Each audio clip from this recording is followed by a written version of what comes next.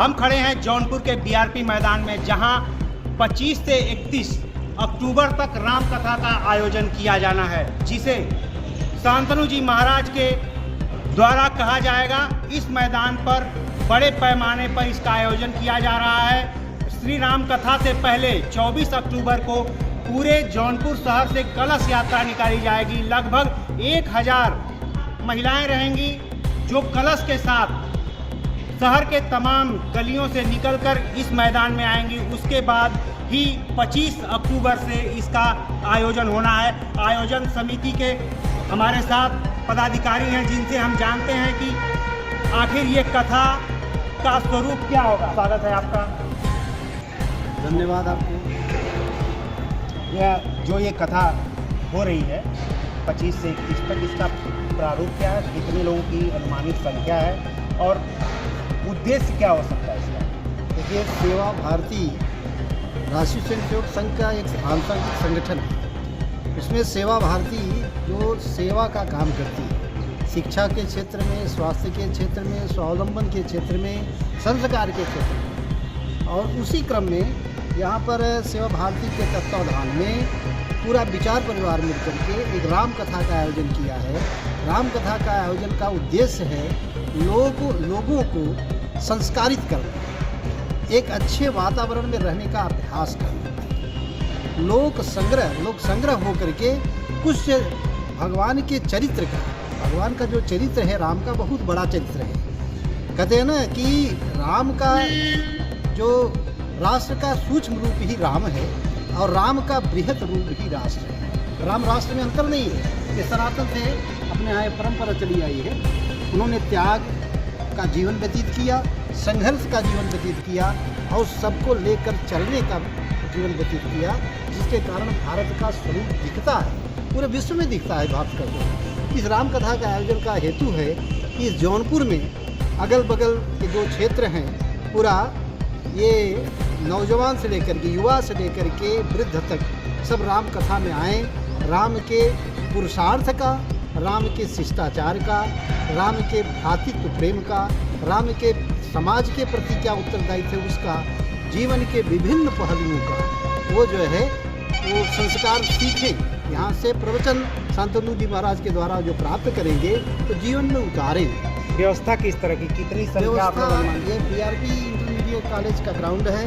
यहाँ 8 से 10 हज़ार लोगों की बैठने की व्यवस्था रहेगी और मुझे लगता है कि ये जो पंडाल की क्षमता है, इतना इसमें बहुत सारे वॉलेंटियर्स लगेंगे, कार्यकर्ता लगेंगे।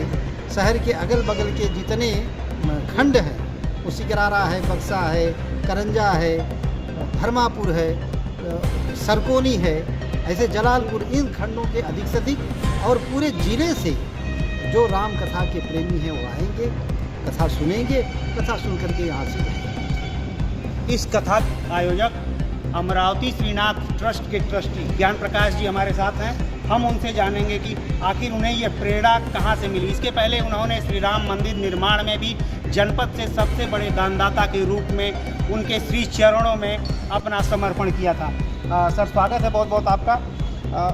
एक बार फिर राम कथा के माध्यम से जनपद को क्या संदेश देना चाहते हैं? बहुत बहुत धन्यवाद भैया।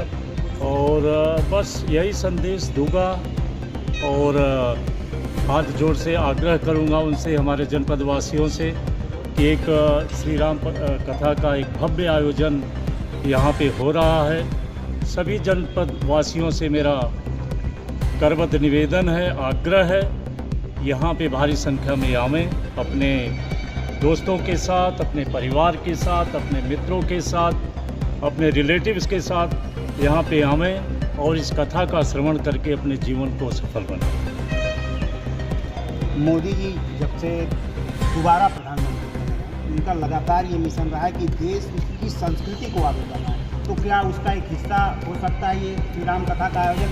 क्योंकि पहले श्री राम कथा बड़े बड़े एलाइट जो वर्ग थे उन्हीं के बीच होता था, आम लोगों के बीच इस तरह की कथा का होना अपने आप में बड़ी लकीर थी। जी हाँ, एकदम आपने सही कहा है। जब से आज 8-9 साल के अंदर जो चीज़ें बदली हैं और सचमुच में आज हमारे जो संस्कार हैं ख़ासतौर से हमारे जो युवाओं में है, वो बहुत सारी चीज़ें आज बदलती हुई नज़र आ रही हैं जब से हमारे मोदी जी यहाँ पे प्राइम मिनिस्टर हुए हैं। हमारे साथ पूर्व प्रमुख जलालपुर संदीप जी हैं। संदीप जी, कैसे देखते हैं इसको, जो राम कथा का आयोजन बड़े पैमाने पे किया जा रहा है, लगातार किया जा रहा है? ये बहुत बड़ा सौभाग्य है जनपद वासियों का कि इस तरह का आयोजन इतनी भव्यता से और शौक से किया जा रहा है। सेवा भारती की बहुत अच्छी पहल है और राम का वह चरित्र जो जनमानस के काम आए,